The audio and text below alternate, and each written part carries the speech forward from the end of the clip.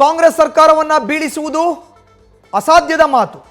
ಈ ಸರ್ಕಾರವನ್ನು ಬೀಳಿಸಬೇಕಾದ್ರೆ 60 ಜನ ಶಾಸಕರು ಬೇಕು.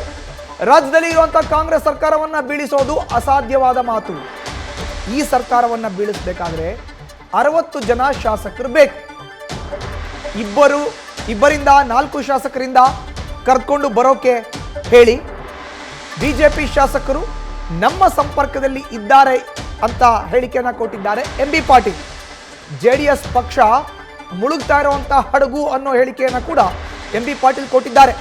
ರಾಜಕೀಯ ಸ್ಟೇಟ್ಮೆಂಟ್ ಎಂದು HDKಗೆ MBP ಟಾಂಗ್ ಕೂಡ ಕೊಟ್ಟಿದ್ದಾರೆ.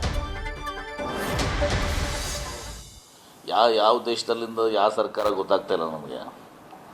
ನಮ್ಮಲ್ಲಿ ನಾನು ಹೇಳಿದ್ದೀನಿ ಹಿಂದೆನೂ ಕೂಡ, ಈ ಸರ್ಕಾರ ಬೀಳಿಸಬೇಕಾದ್ರೆ ನಿಮಗೆ ಆ್ಯಸ್ ಇಟ್ ಈಸ್ 65 ಶಾಸಕರು ಬೇಕು, 60 ಶಾಸಕರು ಬೇಕು.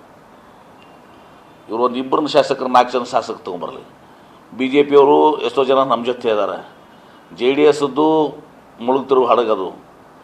ಅಲ್ಲಿ ಜನ ಎಷ್ಟು ಈ ಕಡೆ ಬರ್ತಾರೆ ನೋಡಿ. ಆ ಕಡೆಯಿಂದ ಈ ಕಡೆ ಬರ್ಬೋದು, ಈ ಕಡೆಯಿಂದ ಆ ಕಡೆ ಹೋಗೋದಿಲ್ಲ. ಹೀಗಾಗಿ ಕಾಂಗ್ರೆಸ್ನ ರಾಜ್ಯದಲ್ಲಿ ಕಾಂಗ್ರೆಸ್ ಸರ್ಕಾರ ಬೀಳಿಸುವಂಥ ಯಾವುದೇ ಇದಕ್ಕೆ ಅಸಾಧ್ಯದ ಮಾತು. ಯಾಕಂದರೆ ಮಹಾರಾಷ್ಟ್ರದಲ್ಲಿ ಮಾಡಿದಾಗ 2/3 ಮಾಡಿದರು, ಅವರು ಮೆಂಬರ್ಶಿಪ್ ಉಳಿತಾ ಇತ್ತು, ಸದಸ್ಯತ್ವ ಉಳಿತಾ ಇತ್ತು. ಇಲ್ಲಿ ಸದಸ್ಯತ್ವವನ್ನು ಕಳ್ಕೋತಾರೆ ಅವರು. 2/3 ಹತ್ರ ಆಗಲ್ವಾ? 2/3 ಬಿಡಿ, 5 ಜನ ಶಾಸಕರಿಗಿಂತ ಜಾಸ್ತಿ ಅವ್ರಿಗೆ ಇದು ಮಾಡೋಕ್ಕಾಗೋದಿಲ್ಲ. ಸುಮ್ಮನೆ ಅದು. ನ್ಯೂಸ್ ಫಸ್ಟ್ ನಿರ್ಭೀತಿಯಿಂದ ನಿಮ್ಮ ಪರವಾಗಿ.